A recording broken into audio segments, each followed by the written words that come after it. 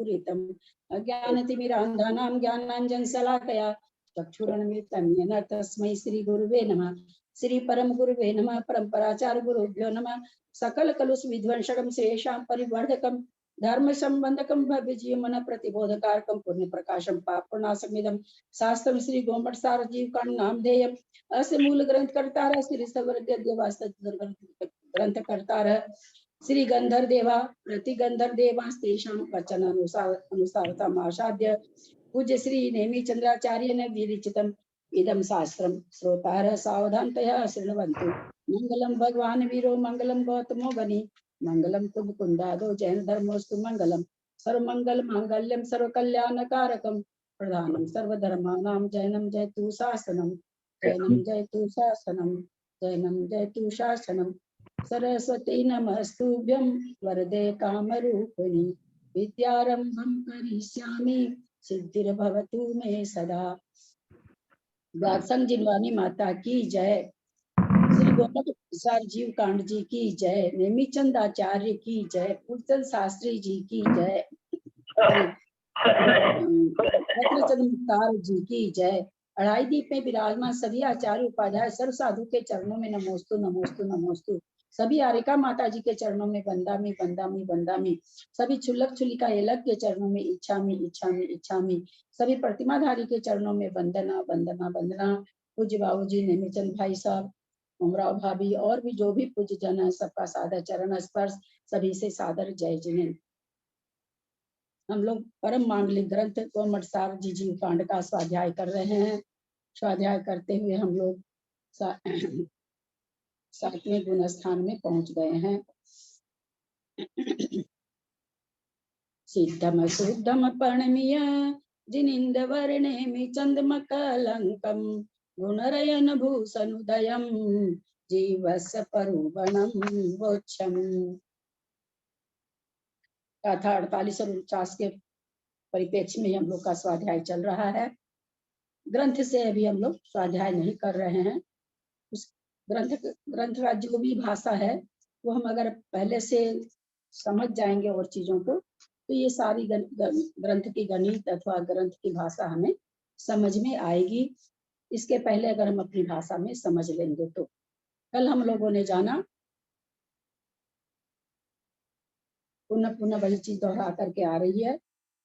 प्रथमोपसम सम्यक दृष्टि अनंतानुबंधी की विसंयोजना करता है कि नहीं। प्रथमोपसम सम्यक दृष्टि अनंतानुबंधी की विसंयोजना करता है कि नहीं।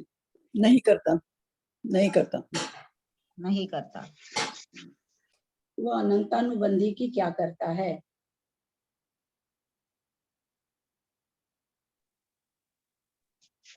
अंतानुबंधी का उदयभावी क्षय करता है। उदयभावी क्षय का उपशम नहीं करता है। अप्रशस्त उपशम है, उदयभावी क्षय चल रहा है। उसको अप्रशस्त उपशम भी अगर बोलेंगे आप तो फिर आपको अप्रशस्त उपशम बोलना पड़ेगा, है ना। क्या करता है? अप्रशस्त उपशम। अप्रशस्त उपशम का मतलब क्या हुआ कि अंतर्मुख जो उपशम का काल है उसमें वो छावली अथवा एक समय के पहले उदय में आ सकती है, इसलिए उसका अप्रशस्त उपशम है।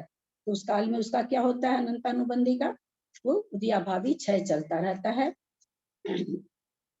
अनंतानुबंधी का विसंयोजन होता नहीं है, उदयाभावी क्षय उसका चलता रहता है। हमने ये भी समझा कि 3 करण परिणाम कब कब करने पड़ते हैं। तो अनंतानुबंधी की विसंयोजना के लिए प्रथमोपसम से पहले अनादि मिथ्या दृष्टि प्रथमोपसम सम्यक को प्राप्त करता है, तब उसको अनंतानुबंधी की तब वह 3 करण परिणाम करते हैं। और वह 3 करण परिणाम जितने भी काल में 3 करण परिणाम होते हैं उसमें सबसे कम विशुद्धि वाला 3 करण परिणाम है। जितनी बार भी 3 करण परिणाम होते हैं मोक्ष जाने तक, उसमें सबसे कम विशुद्धि वाला 3 करण परिणाम है। सबसे उत्कृष्ट विशुद्धि वाला 3 करण परिणाम कौन सा है?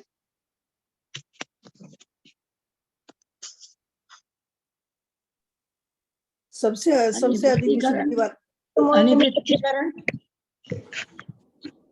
कृत्य वेदज्ञ 3 करण परिणाम सबसे अधिक विशुद्धि वाला 3 करण परिणाम कब होता है? सबसे जघन्य का हमने जाना प्रथमोपशम जब होता है उस समय जो 3 करण परिणाम होते हैं उसमें सबसे कम विशुद्धि वाले परिणाम होते हैं, 3 करण होते हैं। 3 करण कई बार होते हैं, हम लोगों ने जाना था अनंतानुबंधी की विसंयोजना के लिए, द्वितीयोपशम के लिए, उपशम श्रेणी के लिए, छपक श्रेणी के लिए, एक क्षायिक सम्यक दर्शन प्राप्त करने के लिए कई बार इस तरह से 3 करण परिणाम होते हैं। तो मेरा आप लोगों से ये पूछना है कि जघन्य तो हमने बताया, कल उत्कृष्ट की भी चर्चा हुई थी अपनी, सबसे उत्कृष्ट 3 करण परिणाम किस समय होते हैं? तृतीय वेदक सम्यक दृष्टि, जब साइक सम्यक दृष्टि की ओर सन्मुख होता है तब। आप कल नहीं थे जैकी जी? 3 करण परिणाम सबसे उत्कृष्ट कब होता है? कल कुसुम जी ने तो लिखा था और उन्होंने शायद ठीक बोला भी था। आज नहीं आई हैं क्या कुसुम जी? चारित्र मोहिनी का क्षय करने। हाँ, अब आई। चारित्र मोहिनी का क्षय करने के लिए। बहुत सुंदर उत्तर। चारित्र मोहिनी का क्षय, चारित्र मोहिनी की 21 प्रकृति को क्षय करने के लिए जो 3 करण परिणाम हैं वे सबसे अधिक विशुद्धि वाले होते हैं। उसके बाद फिर करण परिणाम और होंगे क्या? चारित्र मोहिनी की 21 प्रकृति को क्षय करने के लिए 3 करण परिणाम करने के बाद में उसी जीव को उसके आगे पुनः 3 करण परिणाम होंगे क्या? नहीं होंगे। नहीं होंगे, क्योंकि वो तो छपक श्रेणी चढ़ रहे हैं। 12वें गुण स्थान में आएंगे, 13वें में केवल ज्ञान करके मोक्ष चले जाएंगे, तो उससे आगे किसी को 3 करण परिणाम नहीं। अब कोई जीव है वो अनंतानुबंध की विसंयोजना कर लिया चौथे गुण स्थान में, अब वो मुनि बन गए, मुनि बन करके वो सातिशय अप्रमत में आ रहे हैं, तो क्या उनको अनंतानुबंधी की विसंयोजना वापस करनी पड़ेगी क्या?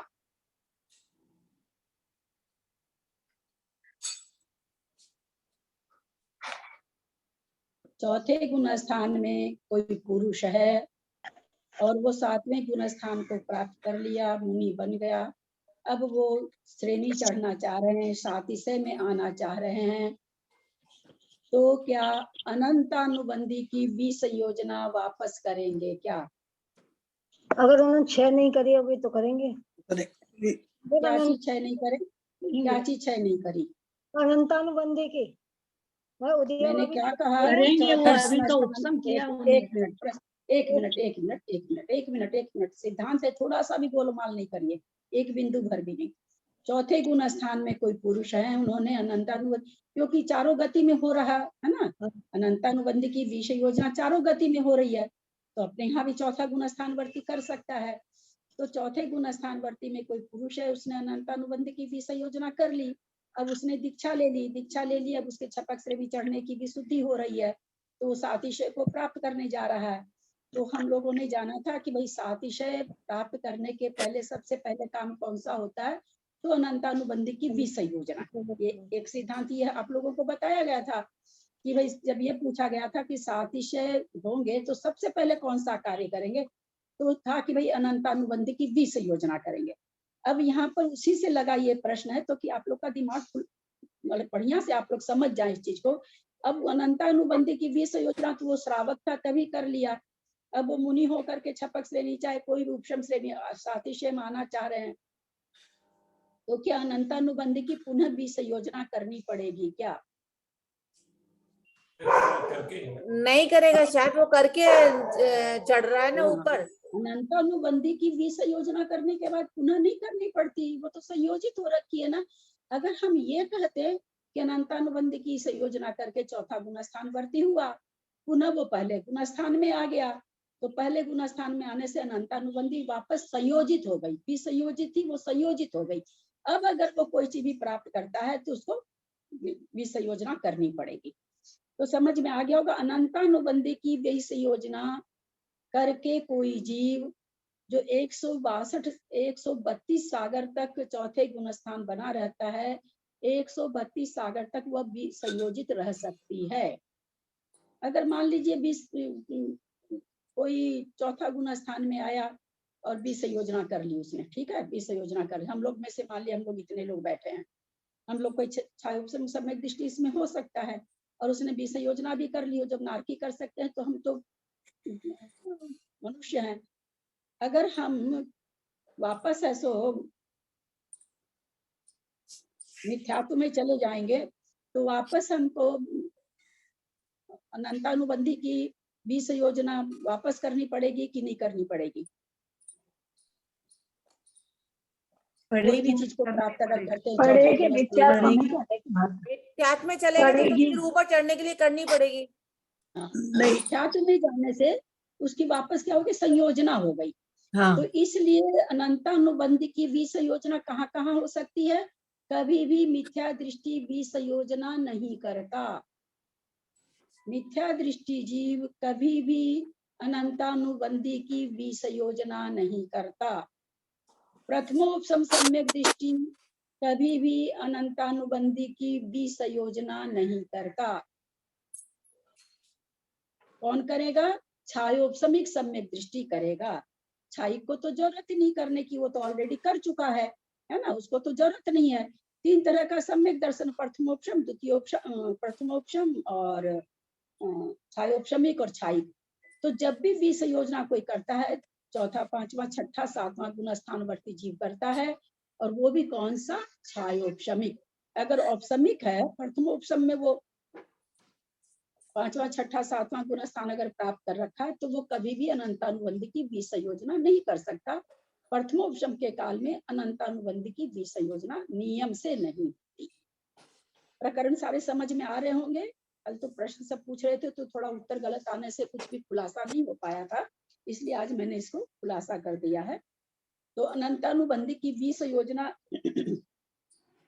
किसी ने सम्यक दर्शन प्राप्त किया और परिणाम अच्छे हो गए, 3 करण परिणाम करके अनंतानुबंध की भी संयोजना कर लिया। भव्य जीव है, 132 सागर तक उसको सम्यक दर्शन बना रहा। 132 सागर तक उसकी विसंयोजना बनी रहेगी, क्योंकि एक नहीं तो 132 सागर सम्यक का काल नहीं घटेगा। अगर इसकी वापस संयोजित कर लेता है तो मिथ्यात्व में आ जाएगा। इसलिए एक अगर बिना विसंयोजना के भी 132 सागर रह सकता है। अनंतानुबंधी का उदया भावी क्षय करते हुए भी 132 सागर रह सकता है, लेकिन अनंतानुबंधी की विसंयोजना कर लिया तो वो विसंयोजना 132 सागर तक बनी रहेगी। उसके बाद वो अगर क्षायिक सम्यक दर्शन प्राप्त कर ले तो बहुत अच्छा, और अगर मिथ्यात्व में आता है तो बहुत अच्छा। अंतर्मुख पहले या तो क्षायिक सम्यक दर्शन के लिए वापस 3 करण करने लगेगा, या वो क्या होगा? मिथ्यात्व में आ जाएगा 132 सागर में अंतर्मुख पहले। तो इस तरह से एक बार संयोजित होने के बाद में, विसंयोजन होने के बाद में अगर ये संयोजित होती है तो फिर वो जीव मिथ्या दृष्टि हो जाता है। कभी भी मिथ्यात्व गुण स्थान में अनंतानुबंधी की विसंयोजना नहीं होती है। 7वें नरक का नारकी वहां जाकर के प्रथमोपम करके सम्यक प्रकृति को उदय में ले आता है, अनंतानुबंधी की विसंयोजना कर लेता है। 2 अंतर्मूर्त पहले तक वो विसंयोजित रह सकती है, 33 सागर तक, क्योंकि 33 सागर तक वो सम्यक दृष्टि बना रह सकता है। क्योंकि 7वीं नरक का नारकी है, इसलिए उसके मरण के समय में नियम से सम्यक तो छूटता है, अतः अनंतानुबंधी वापस संयोजित हो जाएगी। सब चीज समझ में नहीं आ रही हो तो वापस आप लोग पूछ लेंगे। मान लीजिए 6ठे नरक का नारकी है, 22 सागर आयु है ना शायद 6ठे नरक की, 22 सागर तक विसंयोजित होके विसंयोजना के साथ ही चौथा गुण स्थानवर्ती नारकी आकर के मनुष्य बन जाएगा। अनंतानुबंधी विसंयोजित रहेगी, विग्रह गति में भी सम्यक दर्शन के साथ मरा है, मनुष्य बनेगा। मनुष्य बन करके वहां आने के बाद अगर वो मिथ्यात्व में आ जाए तो अलग बात है, लेकिन यहाँ हम ये समझाना चाह रहे हैं कि 22 सागर तक रह करके ये पर्याय बदल रही है, तो ऐसा नहीं है कि वो उसकी विसंयोजित पना खत्म हो जाएगा। अगर विसंयोजित पना खत्म होगा तो हमको क्या कहना पड़ेगा कि उसका सम्यक तो छूट गया, लेकिन सम्यक दर्शन के साथ में नारकी जन्म ले सकता है, मनुष्य बन सकता है। अतः ये प्रकृति विसंयोजित की विसंयोजित ही रहेगी। हम विसंयोजना समझा रहे हैं खास करके उदयभावी क्षय से तो होगा ही होगा, वो उसमें तो कुछ यही नहीं है, विसंयोजना को समझाना चाह रहे हैं। तो इस तरह से ये इसका विसंयोजनपना घटता है। किसी को कुछ नहीं समझ में आया है तो हम फिर से आप लोग पूछ सकते हैं। मुझे ये पूछना था, जो छठे नरक का नार की अगर विसंयोजित करा की हुई है, वो मनुष्य बना, तो वो सम्यक दृष्टि रहेगा ना? हाँ, सम्यक दर्शन के साथ ही आ रहा है ना, सम्यक दर्शन के ललिता जी। अनंतानुबंधी, एक मिनट मंजू जी, अनंतानुबंधी की विसंयोजना खत्म होना का मतलब मिथ्यात्व में आना। हाँ, बोलिए क्या बोल रहे हैं? ललिता जी, मैं ये बोल रही थी कि रिकॉर्डिंग आती नहीं है और हम लोग लिख नहीं पाते हैं और पूरा मतलब समझ नहीं पाते हैं। रिकॉर्डिंग आने से तो दोबारा सुन के लिख लें तो समझ में आ जाता है, कुछ अधूरा अधूरा समझ में आता है, पूरा नहीं समझ में आता है। हाँ, नहीं ठीक बात है। कल की तो खैर रिकॉर्डिंग आज आ गई, अभी आ गई है, मैंने अभी भेजा था लिख के।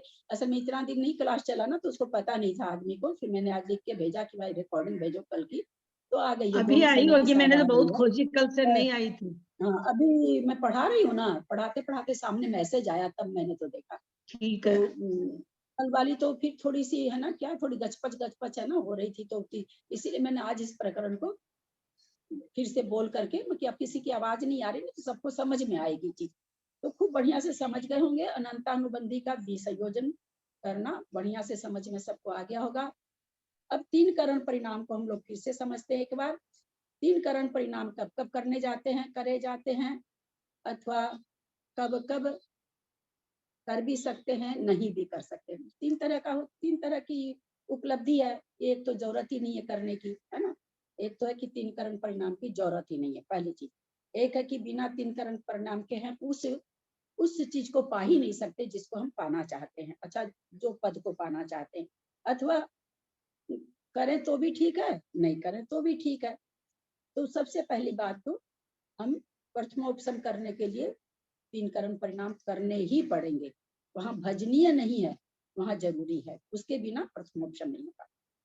अनंतानुबंधी की विसंयोजना कोई भी करे, नारकी करे, मनुष्य करे, देव करे, चारों गति के जीव करते हैं। चारों गति वालों को तीन करण परिणाम करने पड़ते हैं। करण परिणाम का मतलब परिणामों की विशुद्धि, और कुछ नहीं है, उत्तरोत्तर बढ़ती हुई विशुद्धि। करण परिणाम का मतलब उत्तरोत्तर बढ़ती हुई विशुद्धि, ये हो गया। अब कोई अगर प्रथमो उपशम के समय में 5वां गुण स्थान प्राप्त कर रहा है, 7वां कर रहा है, तो उसमें तो प्रथमोपशम के तीन करण होते ही हैं। लेकिन कोई छायोपशमिक है, वो देश संयम ले रहा है अथवा सकल संयम ले रहा है, तो उसको नियम से 2 करण करने पड़ते हैं, है ना। अधाकरण और अपूर्वकरण, अनिवृत्तिकरण, स्थिति कांडक घात वगैरह जो होता है वो उसको नहीं करने पड़ते हैं। यानी चौथे गुण स्थान जो ऑलरेडी सम्यक दृष्टि है, वो अगर व्रत ले रहा है, अनुव्रत ले रहा है या महाव्रत ले रहा है, वहां पर उसको सिर्फ 2 करण करने पड़ते हैं, 3 करण वहां पर करने की आवश्यकता नहीं होती है। सबसे पहले प्रथमोपशम में किया, दोबारा अनंतानुबंधी में किया। अब क्या है, अब इसके आगे तो अपने को श्रेणी वगैरह है, तो श्रेणी वगैरह तो सबसे पहले क्या, अगर हम श्रेणी मानना चाह रहे हैं परिणामों में आ रहे, तो सबसे पहले अगर हमने अनंतानुबंध की विसंयोजना नहीं की तो सबसे पहले अनंतानुबंध की विसंयोजना होगी। कहाँ पर होगी, है सातिशय में होगी कि निरतिशय में होगी? सातिशय अप्रमत के होगी कि निरतिशय अप्रमत के होगी? निरतिशय की होगी दीदी, निरतिशय करेगा जब सातिशय में जाएगा। हाँ ठीक, सातिशय का मतलब तो अधा प्रवृत्तिकरण है, सातिशय में हो होगी। गया है ना, वो तो करण ही चालू हो गया। इसलिए निरतिशय अप्रमत सबसे पहले क्या करेगा, अगर अनंतानुबंध की विसंयोजना करके आया तो बहुत अच्छी बात है, तब नहीं करना पड़ेगा। नहीं किया तो सबसे पहले अनंतानुबंध की विसंयोजना होगी। अनंतानुबंधी की विसंयोजना के पहले दर्शन मोहनी की 3 प्रकृति का उपशम नहीं हो सकता अथवा क्षय नहीं हो सकता। क्यों नहीं हो सकता? दर्शन मोहनी की 3 प्रकृति को आप क्षय या उपशम कर देंगे तो आप सम्यक दृष्टि बन जाएंगे, और अनंतानुबंधी तो आपके पास पड़ी है, तो नहीं बन सकते ना। इसलिए पहले अनंतानुबंधी को हटानी पड़ती है, अपने रास्ते से पहले वो बड़ा सा जो ब्रेकर बना हुआ है उसको पहले हटाना पड़ता है। तो सबसे पहले अनंतानुबंधी की विसंयोजना होती है। उसके बाद अगर वो नियम से छायोपशमिक है और छायिक रहे तो उसको अनंतानुबंधी की विसंयोजना भी नहीं करनी है और दर्शन होने की क्षय भी नहीं करनी। लेकिन जो नहीं है छायिक, उसको पहले अनंतानुबंधी की 20 योजना करनी पड़ेगी। अब फिर जो दर्शन होने की 3 प्रकृति है, फिर वो विश्राम लेगा। विश्राम लेने के विश्राम का मतलब ऐसा नहीं कि वो पहले बुद्धिपूर्वक 3 करण किया, अनंतानुबंधी की 20 योजना किया और उसको पता चल गया, अब वो थोड़ी देर बैठ करके आराम कर रहा है। विश्राम का मतलब विशुद्धि में ठहराव आना। जो विशुद्धि उत्तरोत्तर बढ़ रही थी, उस विशुद्धि में ठहराव आना। वो न नीचे जा रही है न ऊपर जा रही, इसी को विश्राम कहते हैं। विशुद्धि में कुछ भी बढ़ाव नहीं हो रहा। अब पुनः विशुद्धि में उसके विशुद्धि बढ़ेगी तो या तो वो द्वितीय उपशम करेगा, जिसमें कि 3 प्रकृति को उपशम करेगा दर्शन होने की, अथवा क्षय करेगा तो क्षय करेगा। दोनों के लिए 3 करण परिणाम करने पड़ेंगे। यहाँ फिर वापस 3 करण, अब वो द्वितीय उपशम बन गया अगर उपशम श्रेणी चढ़ रहा तो, और छपक श्रेणी पर चढ़ रहा तो छपक श्रेणी वाला बन गया। अब ये सातिशय अप्रमत बना है। यहाँ पर ये सातिशय अप्रमत बना है, 2 तरह से बना, छायिक सम्यक दर्शन के साथ, द्वितीय उपशम के साथ। इसके पहले द्वितीय उपशम करके साथ ही, अभी ये गुण स्थान वैसे तो 7वां ही है, लेकिन इसी का नाम अध प्रवृत्त करण है। अब यहाँ से इसके 3 करण परिणाम चालू हो गए, अधकरण, अपूर्वकरण, अनिवृत्तिकरण। जो द्वितीय उपशम वाला उपशम श्रेणी चढ़ रहा है, उसके 3 करण की परिणाम की विशुद्धि छपक श्रेणी में चढ़ने वाले की परिणामों की विशुद्धि से बहुत कम होगी। छपक श्रेणी जो चढ़ेगा उसके 3 करण के परिणाम बहुत उच्च कोटि के होंगे। यहाँ तक का प्रकरण सारा समझ में आया होगा। जो जो कल हमने पूछा था, आज मैंने सारा वर्णन कर दिया। दीदी प्रणाम। मैं ये बोल रही थी कि अभी आपने जो बोला कि विश्राम, यानी वो विशुद्धि जो है वो वहीं ठहर गई, इसका मतलब ना कम हो रही ना ज्यादा हो रही, ऐसा लेंगे ना? हाँ, बस हाँ, उसी को विश्राम कहते हैं। ऐसा हाँ, कोई नहीं कि जी भाई जी, नींद ले, विशुद्धि नहीं गिराने वो से तो गुण स्थान गिर जाएगा, है ना। हाँ, विशुद्धि गिराने से तो गुण स्थान के तो गिरा तो सकते नहीं है। विशुद्धि बढ़ेगी तो आगे बढ़ाना पड़ेगा, तो नहीं, वो कुछ भी नहीं। अभी वो थोड़ी सी अंतर्मुठ के लिए, वो अंतर्मुठ वैसा, कितना बड़ा वो अलग बात है, पर अंतर्मुठ के लिए विश्राम लिखा हुआ है। जी जी तो जब जी भी 3 करण परिणाम होते हैं अथवा जब भी कोई बड़ा कार्य होता है, तो अंतर्मुठ विश्राम होता ही होता है। जी, दर्शन होने का क्षय करे, अंतर्मुठ विश्राम। दर्शन होने का उपशम करे, अंतर्मुठ विश्राम। अनंतानुबंधी की 20 योजना करे, अंतर्मुठ विश्राम। सभी बड़े कार्य के बाद में अंतर्मुठ विश्राम होता है। तो विश्राम का मतलब परिणामों की विशुद्धि का बढ़ना, नहीं बढ़ना। चलें आगे।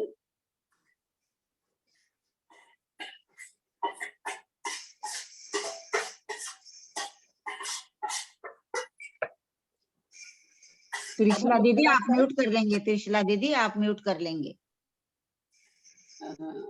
थोड़ा सा आप लोग निकालिएगा। अब हम लोग थोड़ा सा इसको अंक, बाबू जी आप भी निकालिएगा ना मोबाइल में, जो मैंने भेजा है 3-4 फोटो भेजी है ना कल या परसों, क्या चीज? मोबाइल में भेजी। बाबू जी देखिए, निकालिए।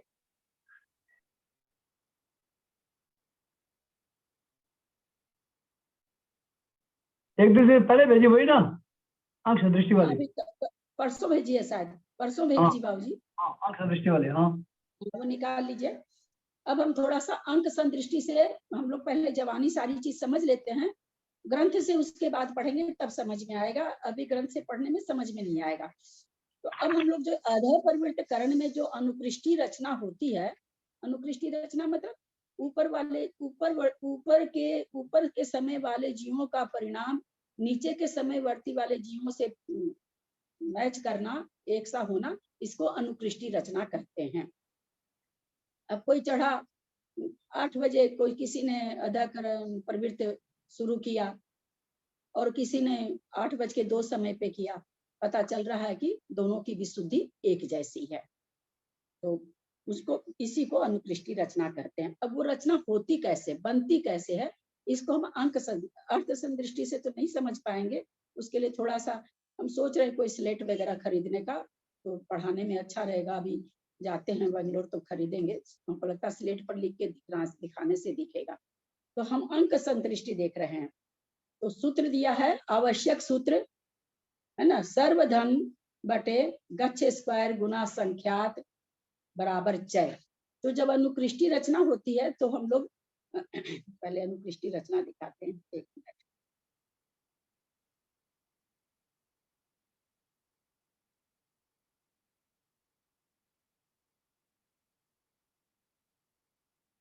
सबसे नीचे एक एक चित्र भेजे होंगे, अधाकरण पर प्रवृत्त कारण के सर्व समयों की अनुकृष्टि रचना, ये वाला निकालिए, थोड़ा आगे करिए, थोड़ा 3-4 चित्र भेजे हैं, ये भी शायद भेजा होगा मैंने। लिखे में अंक है। निकला? हाँ निकल गया, निकल गया ना सबका? क्या आवश्यक सूत्र जो है वही तो है। हाँ निकल गया दीदी। हाँ, इसमें देखिए 16 समय दिया हुआ है, परिणामों की संख्या, अनुकृष्टि के खंड, वो वाला कह रहे हैं निकालने के लिए। तो इसमें जो परिणामों की संख्या जहाँ लिखा है, वहां देखिए लिखा है 162, फिर 166, फिर 170। ये जो है ना 4-4 का अंतर, इसी को चय कहते हैं। चय का मतलब होता है या तो एक मतलब समान रूप से हानि या वृद्धि, कहीं पर हानि की भी होती है अंशदृष्टि, लेकिन यहाँ पर हमारे परिणामों की विशुद्धि बढ़ रही है, इसलिए यहाँ पर बढ़ते हुआ चय। लेकिन चय बोले यहाँ पर हम लोगों ने सूत्र गाथा में भी पढ़ा था ना कि जो ऊपर की विशुद्धि है वो अनंत गुनी है, लेकिन अनंत गुनी होते हुए भी बराबर बढ़ रही है। मतलब मान लीजिए हम अनंत को अगर 100 मान लेते हैं तो दूसरा अनंत भी 100 ही होगा, तीसरा अनंत भी 100 ही होगा, एक बराबर ही होगा। तो इसको हम कहते हैं चय, समान वृद्धि होने को चय कहते हैं। तो यहाँ पर हम क्या देख रहे हैं, 162, 166, ये 4 का अंतर है, 166 से 170, इसमें भी 4 का अंतर है। तो ये जो समान वृद्धि हो रही है, इस समान वृद्धि को चय कहते हैं। पकड़ में आ रही बात? अब फिर अपने लोग चले उसमें शुरू वाले में। सर्वधन का मतलब यहाँ पर जितने परिणाम हैं, परिणाम कितने हैं, टोटल परिणाम कितने हैं, परिणामों की संख्या कितनी है टोटल? 3072। 3072 अंक का नहीं बताना है, एक्चुअल में परिणाम कितने हैं? असंख्यात लोक प्रमाण दीदी, असंख्यात लोक प्रमाण। असंख्यात लोग, क्योंकि हमको तो सर्वधन पहले समझना है ना, वो तो एक मानी हुई संरचना है। तो सर्वधन यहाँ किसको कहा जा रहा है? असंख्यात लोक प्रमाण को कहा जा रहा है। तो उसको समझाने के लिए यहाँ पर क्या कह दिया कि भाई वो कितनी है, 3072 है ना, समझाने के लिए कि किस तरह से होता है। तो सर्वधन यानी असंख्यात लोक प्रमाण, जो परिणाम है उसकी संख्या। गच्छ का मतलब कि जो अनुकृष्टि रचना हो रही है, जो जीव की परिणामों की विशुद्धि हो रही है, वो परिणामों की विशुद्धि जो अंतर्मूर्त तक होती है, तो अंतर्मूर्त में कितना काल है, तो उसको गच्छ को यहाँ पर उत्तरोत्तर बढ़ती हुई विशुद्धि का जो काल है वो है। तो गच्छ मतलब काल, समय, वो वास्तव में समय कितना है, वास्तव में कितना है दीदी? अंतर्मुहूर्त प्रमाण। हाँ, अंतर्मूर्त है, वास्तव में अंतर्मूर्त है। उस अंतर्मूर्त को यहाँ पर नीचे बताएंगे, उसको गच्छ कहा है ना, उस काल को गच्छ कहा। कितना माने वो तो नीचे देखेंगे, उसको गच्छ कहा है। संख्यात तो संख्यात है। तो ये कहते हैं कि भाई जो अनुकृष्टि रचना में जो परिणाम अनंत गुने जो बढ़ते हैं, जिसको चय कहते हैं, वो कैसे पता चलेगा कितना बढ़ता है? तो कहते हैं आप सर्वधन पर नीचे गच्छ स्क्वायर करके संख्यात से गुना कर दीजिए, तो आपको चय पता चल जाएगा। यानी परिणाम प्रति समय बालक का कितना, जब पहले समय में फिर दूसरे समय में कितना बढ़ा, तो जितना चय है उतना बढ़ा, इसको चय कहा। अब ये आगे कह रहे हैं चय धन। चय धन किसको कहे? वापस उस वाली रचना को निकालिए, वापस निकालिए 16 समय वाली।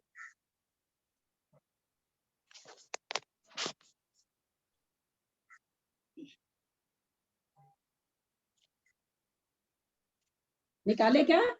अब देखिए पहले 162 है, 162 निकल गया है ना पेज, पहले वाला पेज वापस निकालना है।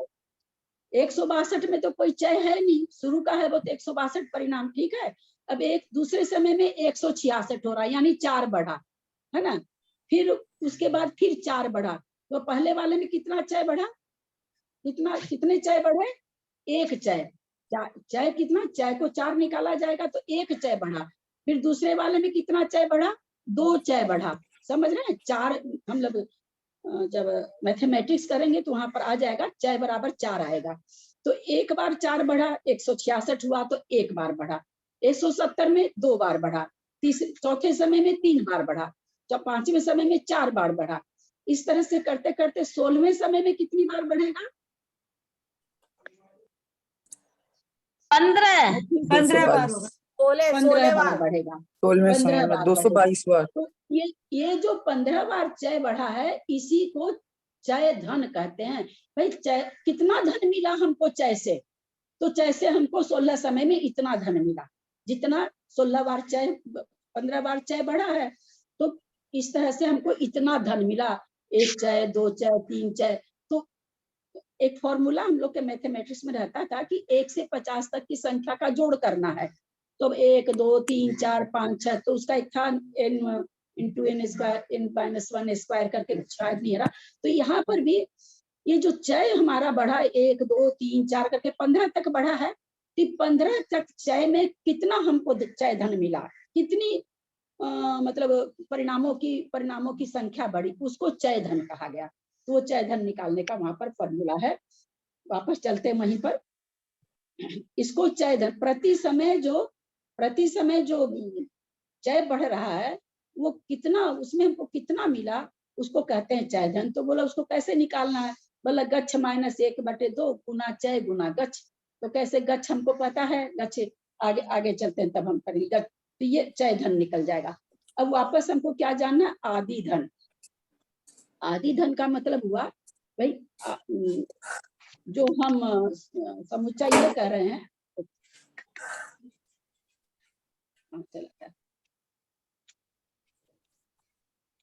आदि धन हमारा कौन सा है? जितने हमारे परिणाम है उसको आदि धन। क्योंकि वो आदि धन क्यों है? क्योंकि 372 को ही हम 16 समय में बांट रहे हैं।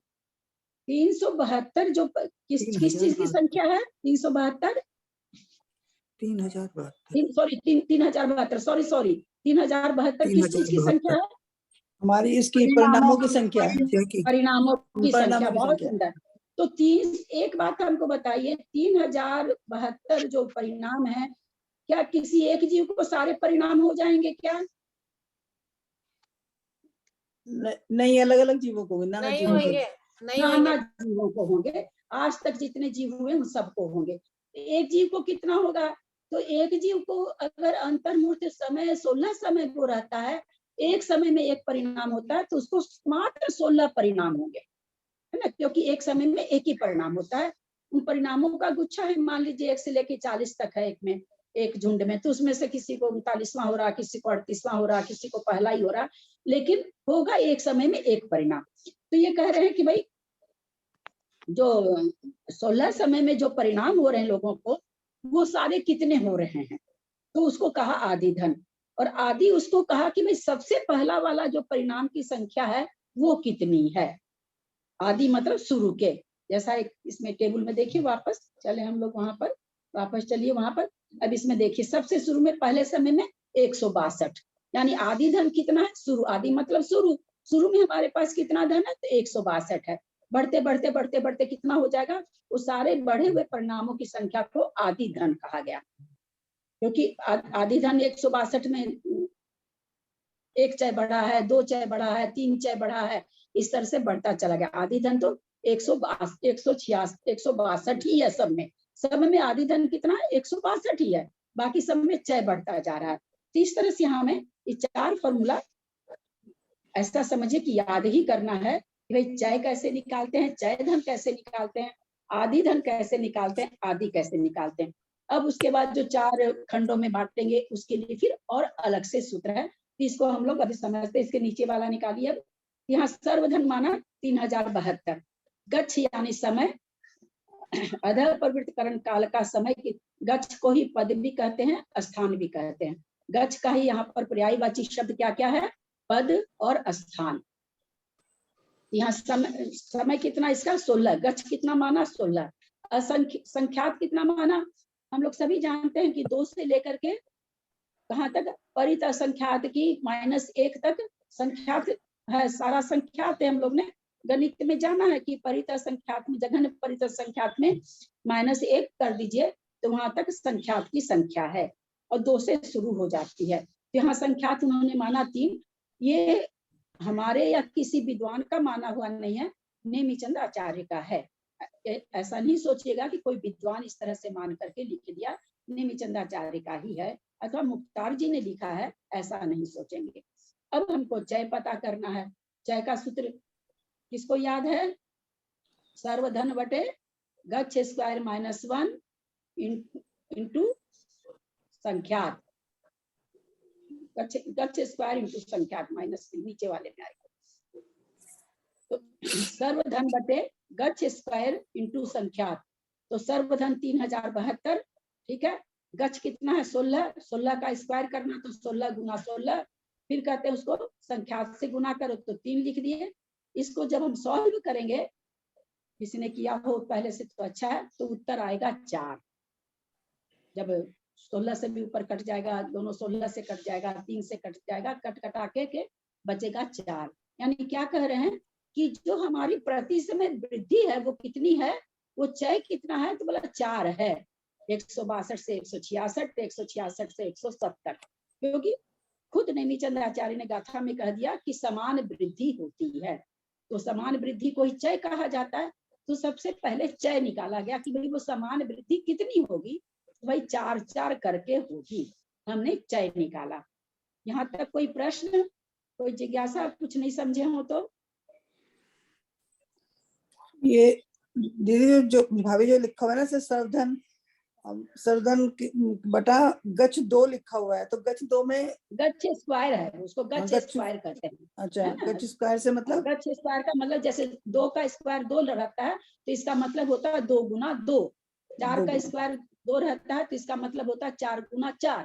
4 के ऊपर पावर 4 रहता है तो इसका मतलब होता है 4 गुना 4 गुना 4 गुना 4। जितना पावर होता है उतना उस संख्या को उतनी बार गुना करना होता है। और संख्यात से 16 है, 16 को 16 से गुना किया। और जो संख्यात, जो गुना संख्यात है, संख्यात 3 था तो संख्यात का 3 लिख दिया वहां पर, संख्यात से भी गुना करना था। किसी को भी नहीं समझ में आया हो तो पूछें, निसंकोच पूछें, कोई भी संकोच नहीं करेंगे, नहीं तो फिर मैंने भी दीदी गच्छ 16 था। दीदी प्रणाम दीदी, गच्छ 16 था तो 16 का स्क्वायर लेंगे, है ना, और फिर 3 से गुना करेंगे। हाँ, फिर गच्छ स्क्वायर गुना 3 संख्यात था। फॉर्मूला में क्या था? सर्वधन बटे गच्छ स्क्वायर इंटू संख्यात, तो सर्वधन था 3072, वो ऊपर में लिख दिया। नीचे गच्छ स्क्वायर था तो गच्छ 16 है तो 16 गुना 16 लिख दिया, और उसका गुना संख्यात था तो संख्यात हमने 3 माना था तो वहां पर 3 लिख दिया। जी आया सब। इन सबको जब हम काट उठ करेंगे तो काटने के बाद में फिर आएगी 4। आप लोग इसको आज होमवर्क में करके देखिएगा। तो हमको पता चल गया कि जो वृद्धि हो रही है, जो अनंत गुनी वृद्धि हो रही है, वास्तव में यहाँ पर कितनी हो रही है? 4। जो निरंतर एक जैसी वृद्धि होती है उसको चय कहते हैं, अथवा निरंतर एक जैसे हानि होती है उसको भी चय कहते हैं। चय हानि कहते हैं, यहाँ चय वृद्धि कहेंगे, वहां पर चय हानि कहेंगे, लेकिन शब्द चय ही रहेगा। समझ में आ गई यहाँ तक बात?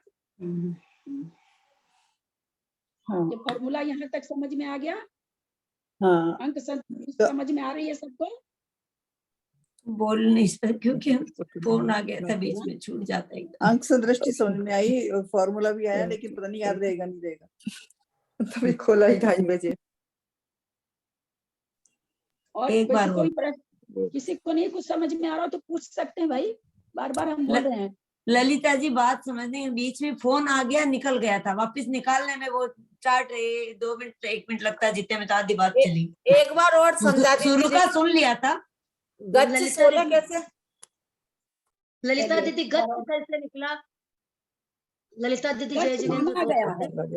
गच्छ देखिए, 1 मिनट मेरा भी चला गया। वो इतना जल्दी ये कंप्यूटर में तो भगवान ही मान लीजिए। मैंने लिख रखा है सारा, पहले पूरा सारा। हाँ, देखिए ऊपर सबसे पहले जो फॉर्मूला है, आवश्यक सूत्र जहाँ लिखा हुआ है वो निकालिए। उसमें लिखा हुआ कि चय कैसे हम पता करें ना। जैसे हम लोग कहें कि भाई 1 लीटर दूध हम कैसे पता करें, तो आप क्या करते हो, आपके घर में 250 ग्राम का जो गिलास रहता है उससे लाके आप 4 बार नाप लेते हो, ग्वाला से ले लेते हो 1 किलो दूध।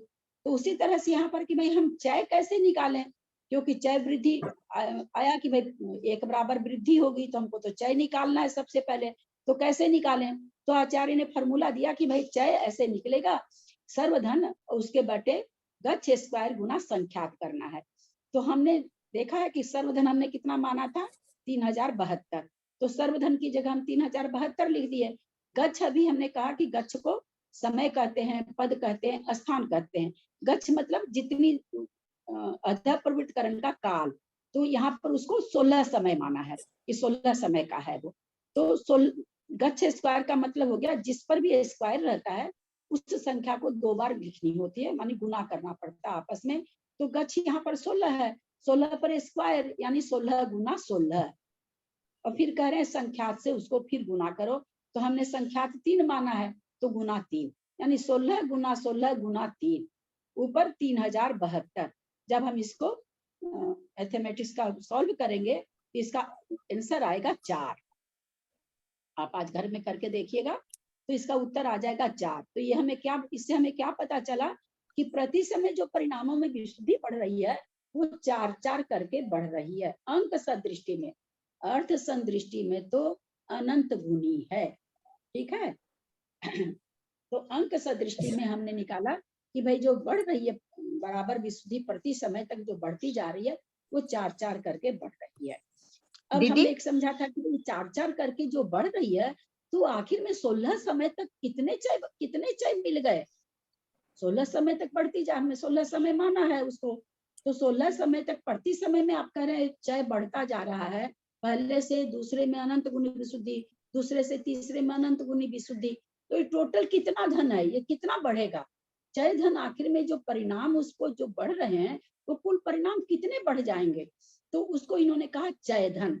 तो चय धन निकालने का फॉर्मूला क्या दिया ऊपर कि भाई टोटल जो 16 समय का चय है, पहले में 166 है एक चय है, दूसरे में 170 है वहां 2 चय है, तीसरे में 174 है वहां 3 चय बढ़ गया। यानी पहले वाली संख्या से जितना जितना चय बढ़ता जा रहा है तो टोटल जो चय बढ़ रहा है उसको चय धन का, एक को तो चय कहा, टोटल जो सारे बढ़ रहे हैं उसको चय धन कहा गया। भाई आखिर में समूचा चय धन यानी कितने परिणाम हो जाते हैं उसको चय धन। तो बोलो चय धन कैसे पता करें भाई कितने, क्योंकि ये सारी चीज पता चलेगी तब वो अनुकृष्टि रचना होगी। अनुकृष्टि रचना हमको करने के लिए पहले इन चीजों को जानना पड़ता है, तब वो अनुकृष्टि रचना होती है। तो कह रहे हैं कि भाई चय धन के लिए आप फॉर्मूला गच्छ -1/2 गुना चय गुना गच्छ। अब गच्छ कितना है,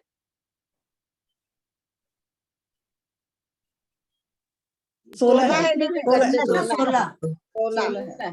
तो 16 -1/2 फिर चय कितना है 4। फिर गच्छ कितना है 16। तो हमने अभी ऐसे लिखा 4 16, 4 को हम 2 से काट लिए, 2 आ गया, 2 दूनी 4 होता है।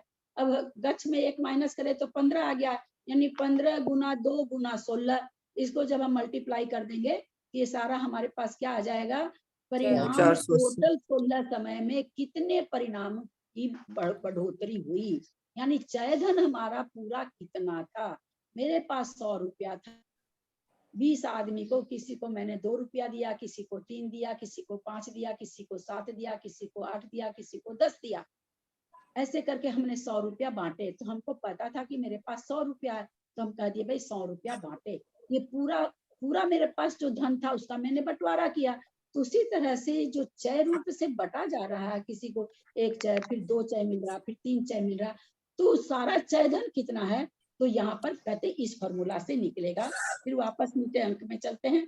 चय धन बराबर 16 - 1/2 गुना 4 गुना 16, ये हुआ इज इक्वल टू क्या हो गया 15 गुना 2 गुना 16 बराबर 480। एक मिनट मुझे भाभी, जैसे इसमें आपने है ना, मैं जैसे गच्छ 16 था उसका -1 कर दिया, 15 आ गया, बटा 2 है, तो 2 को फिर हम उसे 2 से 4 को काट लिया, 2 दूनी 4। 4 को कौन से 4 को काटा, चय के उसके बगल में 4 है ना, चय वाला 4 है, 2 दूनी 4 16 है, गच्छ ही 16, तीनों को मल्टीप्लाई करे तो 480 आ गया। ललिता दीदी और तो सब समझ में आ गए, 16 क्यों लिया, गच्छ को 16 ही क्यों माना? एक अंक संदृष्टि बनाने के लिए कोई संख्या तो माननी पड़ेगी ना, कोई संख्या माननी पड़ेगी ना, जो मानी हुई है पर निकालो नहीं है। हाँ, आप तो फिर आप ये भी दो प्रश्न क्यों आपका किया? हो सकता है कि असंख्यात लोग परिणाम को 3072 क्यों माना, यहाँ वो क्यों वाली बात नहीं चलेगी ना, यहाँ माना गया, प्रज्यूम की गई है, चीजों को समझाने के लिए प्रज्यूम की जाती है एक संख्या, यहाँ प्रज्यूम की है। भाई हमने माना कि 16 समय का अधा प्रवृत्तिकरण काल है, अनुपृष्टि रचना 16 समय में होगी, टोटल परिणाम की संख्या कितनी है तो 3072 टोटल परिणाम की, और संख्या क्या है तो 3 है, तो उनको ये यहाँ पर प्रज्यूम किया गया। क्यों किया गया ऐसा नहीं है, ये किया गया है बस। नहीं चार- उसके बाद उनको क्या हुआ फिर? छह धन जो हाँ? 480 लिखा है वो क्या हुआ? हाँ छह धन हाँ जो बाबूजी, 480 लिखा है,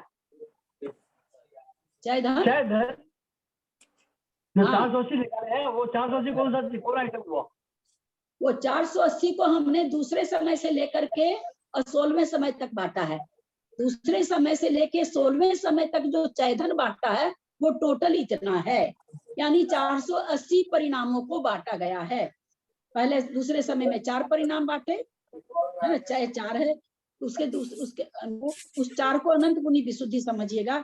तीसरे समय में हमने 2 चय बांटा, यानी 8 परिणाम गए, और उसके बढ़ने वाले ने 12 परिणाम किए, उससे ऊपर वाले समय का 16 परिणाम किए। तो इस तरह से सारे जो बढ़े हुए परिणाम हैं वो कितने हैं, तो कहते हैं 480 है। 162 परिणाम तो सबको हो रहे हैं, 162 में चय बढ़ता जा रहा है, तो जो चय बढ़ा तो चय में कितने परिणाम आपने ले लिए, तो 480 परिणाम टोटल आए हैं 15 समय में। पहले समय में तो परिणाम है नहीं, 162 का वहां तो चय है नहीं, तो टोटल चय जो परिणाम जो टोटल बढ़े 16 समय तक के, तो वो कितने परिणाम बढ़े, तो 480 बढ़ गए। दीदी यानी जो प्रति समय 4 बढ़े वो कुल मिलाकर 480 ऐसा हुआ ना? हाँ, कुल मिलाकर के चय धन, यानी चय धन कितना हुआ तो 480 हुआ। जी जी सारे चय धन कितने हुए, दूसरे समय से लेके 16वें समय तक जो 1 चय बढ़ा, फिर 2 चय बढ़ा, फिर 3 चय बढ़ा, फिर 4 चय बढ़ा, ऐसा आप लोगों ने भी कहा कि 16वें समय में 15 चय बढ़ेगा, तो टोटल जो चय बढ़े तो उसमें कितना धन मिला, कितना हुआ वो, तो कहते हैं 480 चय हुआ। और ये 16 तक इसलिए बढ़ाना है क्यों गच्छ 16 है ना? हाँ हाँ, 4 का 2 समय क्यों किया? 16 के बाद तो अपूर्वकरण में प्रवेश कर जाएगा, हाँ, इसलिए हाँ। 16 तक का निकालना है। जी जी नहीं 4 6 अब हमको क्या 2 करना क्यों था? किया 4 का? हाँ, चाहे 4 को 2 क्यों कर दिए? 15/2 था ना, तो 2 से 4 को काट दिया, 2 से नीचे की संख्या से ऊपर की संख्या को भाग देते हैं, तो 4 को 2 से भाग दे दिया, 2 हो गया। अच्छा ये भाभी 1 मिनट में ना थोड़ा आगे के पूछ रही हूँ, मतलब अपनी नॉलेज के लिए पूछ रही हूँ। जैसे सर्वधन 3072 हुआ है ना, और उसमें जो चय धन हुआ आपका 480 मतलब बैठा हमारा, तो उसमें से सर्वधन में से हम चय धन घटा देंगे तो आधी धन हो जाएगा, मतलब मैं अपने उससे पूछ रही हूँ, है ना? है ना? हाँ चलो, मुझे थोड़ा थोड़ा समझ में आ गया। अब यहाँ पर ये चय धन तो हमने समझ लिया, दूसरे समय से लेके 16वें समय तक के सारे चय समझ लिए। आधी धन किसको कहे भाई? आधी तो बोल आधी धन निकलेगा कैसे? जैसे सब में क्या है, आधी धन सब में कितना है, आधी कितना है सब में 162 है, 162 में 1 चय बढ़ा, 162 में 2 चय बढ़ा, है ना, 166 हो रहा, 170 हो रहा, समझ रहे हैं ना? वो टेबल नहीं तो निकालिए एक बार पुनः निकालिए वो टेबल आगे वाली, निकाल ली। तो उसमें देखिए जैसे 162 था, फिर 166 हो गया, फिर 170 हो गया, तो 162 तो सब में है ही है। 162 के बाद में पहले समय में 1 चय बढ़ रहा है, दूसरे समय में 2 चय बढ़ रहा है ना, 170 में क्या हो रहा, 2 चय बढ़ गया, 174 में 3 चय बढ़ गया, 178 में 4 चय बढ़ गया, 182 में 5 चय बढ़ गया। समझ में आ रही है ना बात? आ रही है। तो ये हमने सारा निकाल लिया कि 16 समय में 15 चय बढ़े, वो टोटल धन कितना हुआ, तो वो निकाल के बता दिए कि भाई 480 होता है। अब यहाँ पर ये कह रहे हैं कि भाई वो तो निकल गया, अब ये तो बताओ आप कि पहले से कितना धन है सबके पास, पहले से परिणामों की संख्या कितनी है, तो 162 162 162 162 162 16 समय तक है। जो जो चेंज है वो तो चय के कारण है ना, चय विशुद्धि जो बढ़ रही है, वो जो बढ़ी हुई विशुद्धि है वो बदलाव है। वास्तव में 162 वाली विशुद्धि तो सबके पास है, समझ रहे हैं ना। 162 वाली विशुद्धि तो कम हो नहीं सकती है। 162 वाली विशुद्धि में विशुद्धि बढ़ी 4, फिर उसमें और तीसरे समय में वो जीव गया, तो दूसरे समय से तीसरे समय में उसको और विशुद्धि बढ़ गई, तो फिर 4 बढ़ गया, फिर वही जीव फिर चौथे समय में गया तो और विशुद्धि बढ़ गई, तो और 4 बढ़ गया, एक चय और बढ़ गया। तो भाई आदि धन 162 तो सबके पास है आदि तो वो जो 162 है 16 समय तक, वो आदि धन कितना है, यानी शुरू में सबके पास इतना तो है ही है, वो कितना है, तो वो उसको कहा गया आदि धन। 16 समय तक के वाले जीव, 16 समय में आदि का आदि धन कितना है, तो आदि धन निकालने का इन्होंने क्या फॉर्मूला दिया, वापस आए उस पेज पर। आदि धन बराबर बोला सर्वधन में से चय धन माइनस कर दो। नेचुरली सर्वधन कितना है, समस्त परिणामों की संख्या है, समस्त परिणाम में से हम जब चय धन निकाल देंगे, यानी जो बढ़ रहा, कोई कहे कि भाई हमने रुपया बांटा, 100 रुपया बांटा ना, 10 आदमियों में बांटा, किसी को 2, किसी को 8, किसी को 10, और पहले से उन 10 आदमियों के पास में पहले से 200 रुपया था, पहले से 200 रुपया सबके पास 10 आदमी के पास था। तो भाई पहले से कितना रुपया, भाई 2000 रुपया तो पहले से था आपके पास, यानी शुरू से आदि धन आप लोग के पास कितना था, तो 2000 रुपया था। उस 2000 रुपया में मैंने चय बढ़ा दिया, कितना, 100 और बढ़ा दिया, तो टोटल परिणाम कितने हैं, 3072। अब 3072 में से जो टोटल परिणाम है, टोटल परिणाम में बोलो मिला हुआ क्या है, तो उसमें जब रुपया बांटने के बाद आप लोग का रुपया गिना गया, तो भाई 2100 निकला, यानी बढ़ गया, 100 रुपया बढ़ गया। भाई उस 100 रुपये में से 121 2100 में से 2100 में से जो बढ़ा हुआ 100 रुपया आप निकाल देंगे, तो आपके पास कितना रुपया था वो संख्या आ जाएगी।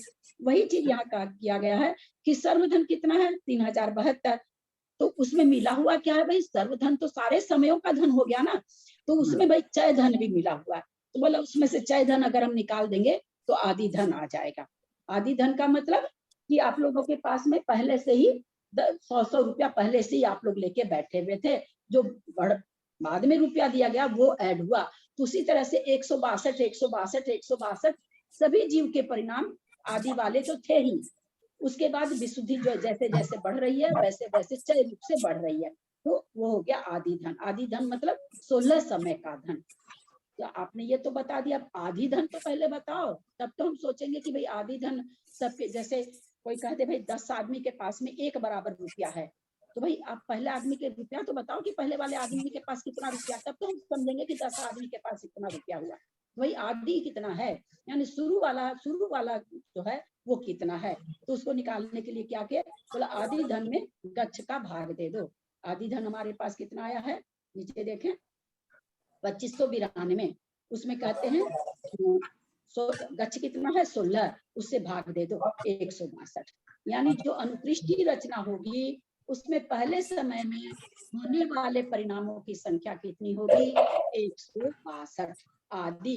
आदि मतलब पहले समय में होने वाले परिणामों की संख्या 162। 16 समय में परिणामों की संख्या 2592, सारा चय धन 480।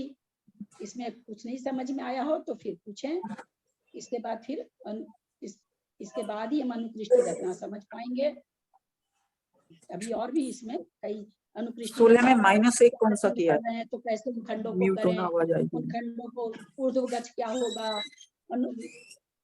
गच्छ क्या होगा, इस तरह की हम संदृष्टि में कई चीज अभी देखेंगे, बहुत चीज देखनी बाकी है।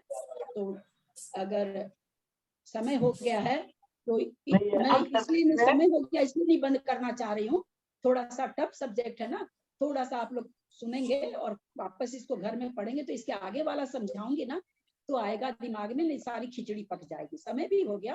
और हाँ बाबू कुछ बोल रहे हैं क्या? हाँ, चय धन की बात मेरे समझ में नहीं आई। चय धन 480 कैसे हुआ? इस पे स्टेबल में 480 कहाँ है? ये गुना करके हुआ ना 15 आएगा बाबूजी। मैं 100 रुपया गुना लेके 16 बैठी थी 10 लेबर को बांटने के लिए, फिर 2 दिया, इसको फिर 4 16 से दिया, गुना फिर 6 दिया, 2 की वृद्धि करके दे रहे हैं। तो 160 यहाँ तो उनको पता है, तो वो 100 रुपया बट्टा ना बाबूजी। पहले को 2 रुपया दिए, उसको 4 दिए, फिर दूसरे को 8 दिए, फिर दूसरे को हम डबल डबल करके दे रहे हैं। तो टोटल हमने जो बढ़ा के दिया वो 100 रुपया दिया। 100 रुपया एक जगह थोड़ी दिया बाबूजी, 480 एक जगह नहीं दिया ना, 480 को 15 समय में दिया। अच्छा अच्छा 15 समय में किसी को 1 चल दिया, किसी को 2 रुपया दिया, फिर उसके बाद वाले को 4 रुपया दिया, फिर उसके बाद को 8 रुपया दिया, फिर उसके बाद वाले को 16 रुपया दिया। एक एक चाय बढ़ते बढ़ते दिए हैं। तो टोटल कितना हुआ, मान लीजिए हम 100 रुपया लेके बैठे तो 100 रुपया, तो वो टोटल जो चाय हुआ, चाय धन कितना है, वो टोटल एक जगह नहीं मिला है, सारे को ऊपर जाते जाते 15 चाय हो गया है। ऊपर वाले को तो बहुत मिल गया, 15 चौका 60 मिल गया। तो वो चीज पता करनी कि भाई टोटल हमने कितना चाय धन दे दिया, एक को नहीं मिला। सबसे ऊपर 15 मिला, उसके नीचे वाले को 14 मिला, उसके नीचे वाले को 13 चाय मिला, उसके नीचे वाले को 12 चाय मिला, उससे नीचे वाले को 11 चाय मिला, है ना। ऐसे एक एक चाय ऊपर से जब नीचे आते हैं तो हानि रूप से है, नीचे से ऊपर जाते हैं तो वृद्धि रूप से है। पकड़ में आई बाबूजी बात? ठीक है ठीक है। ये 162 में जो कर रहे हैं ना, बाकी जो 15 समय का जो 4 जो है 15 समय का हमारे लिए जो बढ़ता जा रहा है, वो किस में जोड़ रहे हैं अपन? 162 में ना। हाँ है ना, 162 है ना, 162 पहले कोई जीव अनुपृष्ठ, तो उसमें ऐसे बढ़ाएंगे ना, उसमें ऐसे बढ़ाएंगे ना, पहले 4 फिर 8 फिर 12, इस तरह ही तो जोड़ेंगे। हाँ जी, है ना। अच्छा, हाँ 1 चाय 2 चाय बिल्कुल।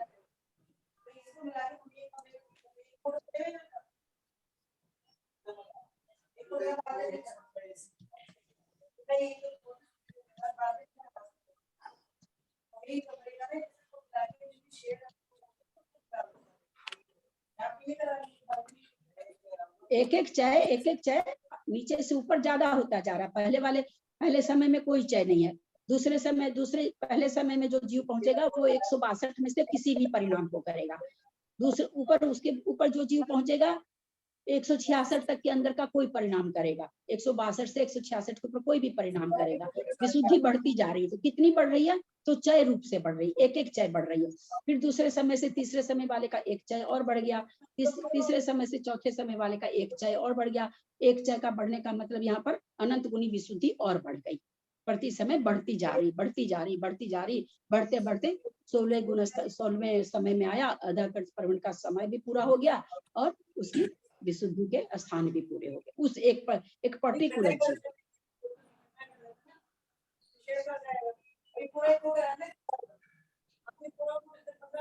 कुछ पूछना है किसी को?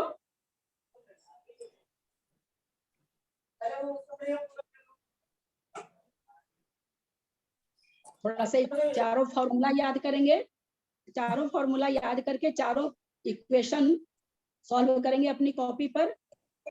जब तक नहीं करेंगे, मैं तो मैथमेटिक्स में मतलब आज के जमाने को देखते हुए, उस जमाने को देखते हुए पहले के जमाने के हिसाब से बहुत अच्छी हूँ, तब भी मैं करी हूँ इसको कॉपी पर, इसलिए कि भाव भासना हो जाए। बिना करे भाव भासना नहीं होती है ना। कि आप सोचे कि है ये मोबाइल में तो है ये लिखा हुआ, लिखी हुई मोबाइल में बहुत चीजें रहती है और अपने को हाथ से करनी पड़ती है। तो चारों फॉर्मूला कल पूछेंगे आप लोगों से और चारों इक्वेशन आप लोगों को सॉल्व करना है। वैसे भाभी जो आदि धन है, तो हम आदि धन को, एक मिनट मैं ये पूछना चाह रही थी, जो आदि धन है वो हम 162 लेंगे ना, या मतलब उनको जोड़ के सब को? वो आदि 162 आदि है, आदि धन 16 सबको जोड़ समय के तक 162 हुआ, 16 समय तक मिल रहा है ना। 162 तो सबको मिल रहा है, उसमें से चय और मिल रहा है आगे के, है ना। मतलब वो सिर्फ आदि है, 162 सिर्फ आदि है, वो आदि धन है। 2592 तो आदि धन हो गया और 162 आदि हो गया, आदि हो गया, आदि हो गया।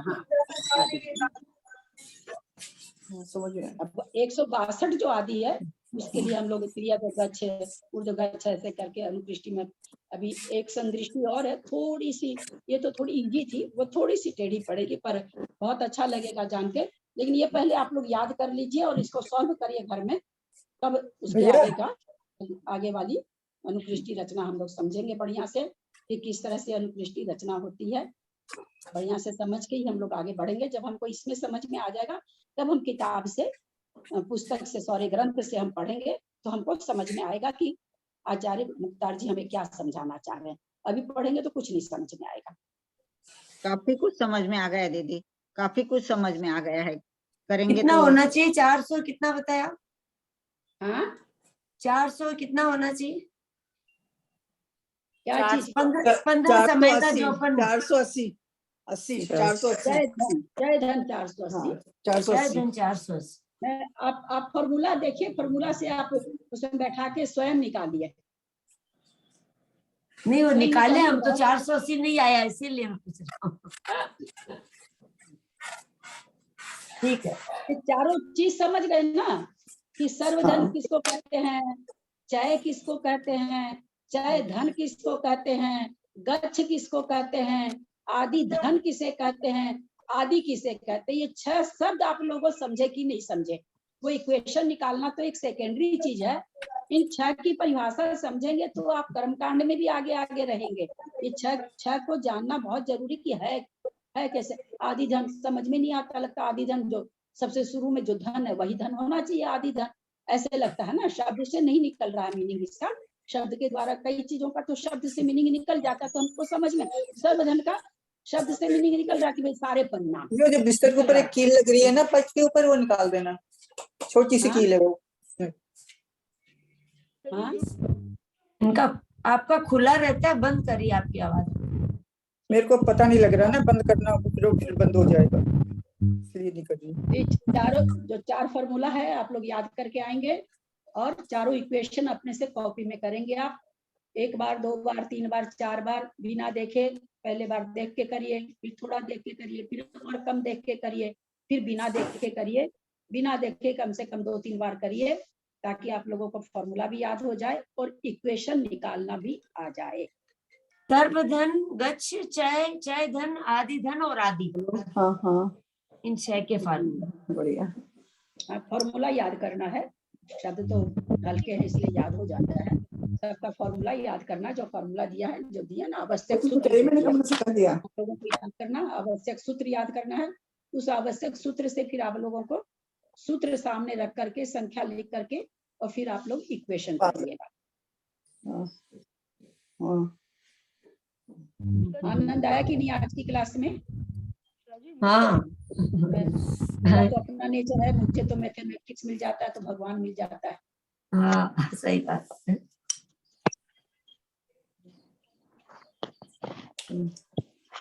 थोड़ा दिमाग इनकी इसमें परिभाषा इसमें कहाँ दी यहाँ से है? देख आप बताएं। कुछ पूछ रहे हैं क्या? कुछ बोल। डेफिनेशन आपने समझाई है, इसमें दी हुई कहाँ है? दृष्टांत दिया हुआ है, सर्वधन, गच्छ का स्क्वायर और इंटू संख्या इक्वल टू 6। ठीक है, ट्राई करेंगे। 10 मात्रा पदवाक्यहीनं मया प्रमादादि किंचनोक्तं तन्मे क्षमित्वा विदधातु देवी सरस्वती केवल बोधलब्धिं। बोधि समाधि परिणाम शुद्धि स्वात्मोपलब्धि शिव सौख्य सिद्धि। चिंतामणिं चिंतित वस्तुदाने त्वं वंदमानस्य ममास्तु देवी। जावाणी के ज्ञान ते सुझे लोकालोक सुवाणी मस्तक चढ़ो सदा दे तुम हो। हे जिनवानी भारती तू जपू दिन रैन जो तेरा शरणा गहे सो पावे सुख चैन। देव भजू अरहंत को गुरु से हो निर्ग्रंथ दया धर्म पालू सदा यही मोक्ष का पंथ। वासंग जिनवानी माता की जय। 9 बार नमोकार।